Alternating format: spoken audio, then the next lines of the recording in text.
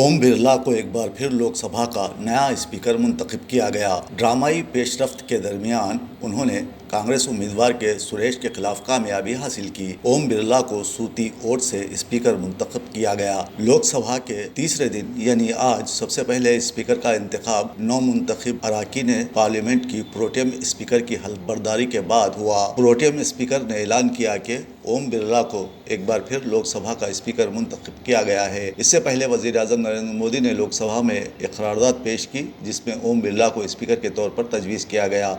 इस करारदाद की मरकजी वजीर दिफा राजनाथ सिंह समेत NDA के कई अरकान पार्लियामेंट ने हिमायत की। दूसरी जानिब इंडिया अलायंस की जानिब से के सुरेश के नाम को तजवीज़ किया गया था। इसके साथ ही स्पीकर के इंतखाब का अमल शुरू हो गया। अरकान पार्लियामेंट ने सूती वोट से ओम बिरला को स्पीकर मुंतखब किया है।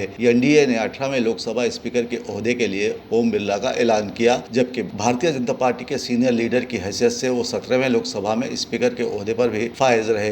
वो राजस्थान की कोटा सीट से तीसरी बार MP मुंतखब हुए। ओम बिरला ने लोकसभा स्पीकर का इंतखाब जीत कर तारीख रकम की। मुल्क की तारीख में अब तक वो मुसलसल 2 बार स्पीकर मुंतखब हो चुके हैं।